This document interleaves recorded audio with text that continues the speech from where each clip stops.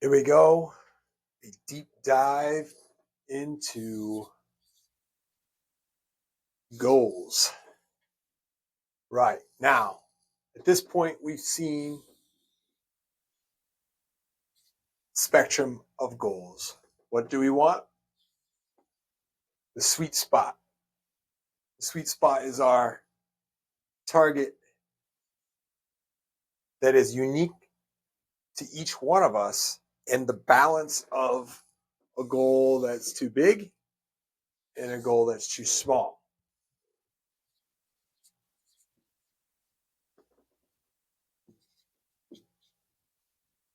Right. This is where we want to be. And it's unique for the goal that we've chosen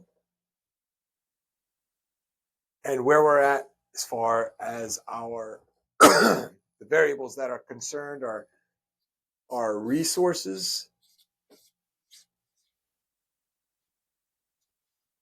right? So this can be time, skill, money,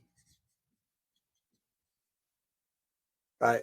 Now, we each have a unique blend of these types of things, and then there's some more you could probably fill in here depending on what you're going for. But the purpose, right, the deep dive into our goals is choosing correctly.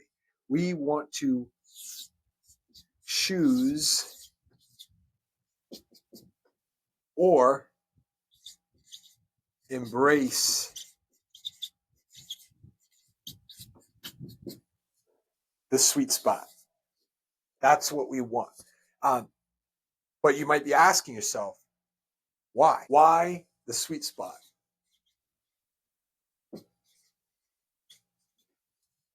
Because if we're looking at this spectrum and we go too big, most likely we're going to feel anxiety, right? We're going to be less likely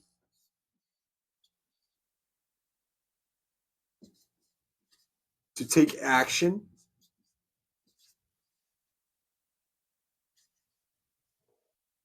And because of this, because of these two major things here, if we're inappropriate and we start leaning towards a goal that's too large, and you might ask yourself, like, I go big, I play for keeps, I'm taking home the gold. Okay, these are noble things, and we all love a perfect world where you go big and you get a W, you get a win. But because of these specific reasons, it's less likely, right?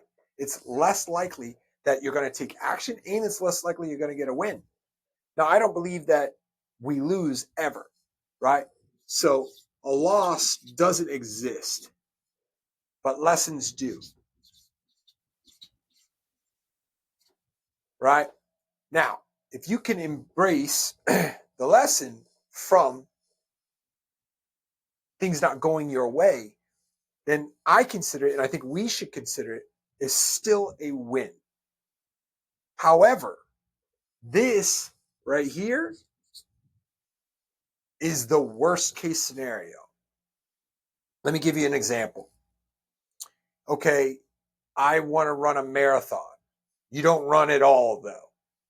Seems like an ambitious goal. Seems like it's a big goal. So you're like, I'm going to run a marathon, and you have a date and time of a particular race. You go out, you run 3 miles, and it just destroys you. It's so damn hard. You can't even, you can't take it. It's too much to endure. Now you've grown anxiety about this goal that you've chosen.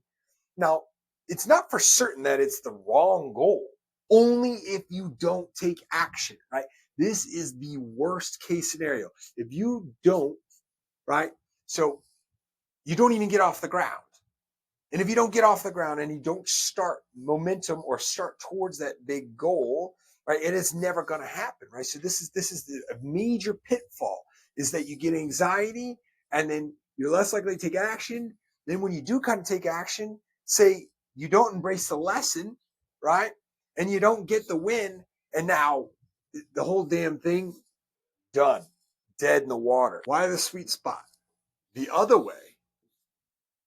So we're not headed towards the big side, but we shoot small. We got our small goals. Over here, we still have some pitfalls. There's still some things that can happen that we don't necessarily foresee. We get bored, right? We get less intrinsic value.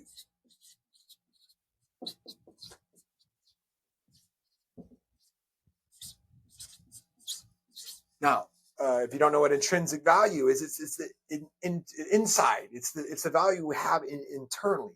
Extrinsic value would be, um, uh, pay, income, compensation, a gold medal, anything that's outside of your existence. But when we go too small and we win, we don't feel like a winner necessarily as when we go big and we win, right? And so again, there's a balance, right? So in this scenario, in this particular scenario right here, we are leaning way too small, right? We're over here on the side of the spectrum. And so it's like playing, here's a good example. You're playing a video game and you put it on easy mode. And then you're playing it over and over and over again on easy mode. And sure, all right, right? The likelihood of a win, it goes up. So we're more likely to win, but the wins don't gain much value for us. So then we become uninterested, right? The win is nice, but we don't get much praise, or not that necessarily we're searching for praise, but it's a byproduct of goal achievement that's quite useful and valuable, right? So we go over here and we win, right? Now, what's another byproduct of going too small and winning at a lower level, winning at a small goal size, right? We get less lessons, right? The lessons are, and let me say, this is like likelihood of winning, and this is the size of the lesson. So the size of the lesson. So other people might put it as a loss. So say you do things don't go your way. Well, you don't learn that much, right? You don't learn that much because it's just it's a tiny ambition, and it doesn't really equate to much for you. The lessons are smaller in this scenario, going too small, right? We don't have much pride in our win, right? Wins are more likely. However, they're not as rewarding, right? So the reward is, it's small. We're going to lean towards the smaller side of the goal spectrum most of the time. Humility isn't an awful trait to carry when choosing goals. We've went over going too big. We went over going too small. Then right here, X marks the spot. Boom. This is where we want to be. And it's a balance. It's a balance of both large goals and small goals, but they're appropriate. When we are in the sweet spot, when we're there in the center, the balance between the two of them, we're more likely to gain momentum. Momentum is what will carry you through. Momentum is the fuel to the fire, and you get this by having a balance of wins and lessons, right? So when you stack a W, right, you stack a win. Right? Say we're here and we're like, okay, well, we don't want to go too small because we don't want to get bored and we don't want like some lame, crappy goal, right? So we go like right here and we shoot for something on the smaller side that we feel more confident about. Feel a little bit more confident about our win, right? And then we stack one. Boom, we get one here. We get a win. So now what happens? Our momentum, we'll call that M. Our momentum, it grows. right? It grows with the wind. And so then the next time, the next goal choice, or the next time we go at maybe even the same goal, whatever it is, the next iteration, right? Got the sweet spot here, right? And now we're like, okay, well, we got one here. Now we're going a little bit larger, right? So we came down here to kind of increase our likelihood of a win, right? And we got it. So now we've got momentum from this W here. We're right here. Not so bad, right? We're not here. We're not bored. We're not here. We're not getting crushed and we're not feeling anxiety. And now we have this momentum. So we skip up here, right? Now, this happens to be in the center. However, it could be any level, right? Because this is a spectrum and it's got infinite points between here and there. Now, but what we've done here is we've moved forward, right? We've moved forward in our next goal choice, our next iteration. And now, okay, but we also get a choice again. We also get another choice on the same, or maybe not the exact same spectrum, but we've got small goals and we got big goals, and we have to be careful. But now, what do we got on our side? We've got this momentum, right? And momentum can be very key in growing exponentially when paid attention to, and embracing it and knowing that it's there and being aware that now we're a little more confident, right? We shoot for this next goal. What do we know that is for certain, right? Anyone that has achieved success will tell you that eventually you're going to get, I call them lessons,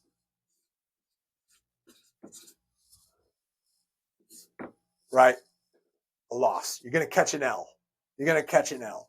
But that's all right. That's all right. Because say we've now graduated to the center of our spectrum. We've got the small goals. We've got the big goals here, right? Now, this time we catch an L, right? We catch a lesson. But because we were careful in our choice and we embraced the ideal challenge, right? Now, notice that what we didn't do that last time. We were right here and we got a W. What we didn't do is say, damn, I'm feeling pretty good. I'm going to the majors. Or I'm going to the finals. I'm going, like we didn't go here because this would be foolish. We went right here. And we still caught an L. We caught an L. But this L is easier to extract the lesson from, and it doesn't crush momentum as maybe catching an L here would, right? So now I know it's tough when we're talking about fictitious scenarios here. So let's go back to say a gym scenario, because it's easy to use the gym because weights are very incremental, and most people are familiar with seeing dumbbells and different things of that nature, and we see the progression, and it has a very easy to read number, right? So like we went to the gym and then we're going to squat 100 pounds, right? And then this was our first W that we just spoke about, and it was 100 pounds, right? Now let's call this 120 and this one is 220, right? Now, going from 100 to 220, it doesn't take a mathematician to know it's a significant increase, over 100%. I don't mean to get all mathy on you here, but it doesn't take a rocket scientist to know that, like, hey, at this point, the likelihood of not doing it is higher. Your chances of a W are, the chances of a W way lower, right? It's not very wise. It's not where we want to be. So what we do is we hop up here, right? And we think with this choice of 20 additional pounds, and we say, okay, it is more. I'm moving in that direction, but it's not something that like is going to kill me and make me, either injure myself and then move backwards, right? So this is the ideal movement that I keep mentioning is, right, this is I choosing the ideal next progression. Now, just to close up here in this deep dive, and it might be a little bit extra on top of a little bonus material, is it's called progressive overload. And so progressive overload is progressive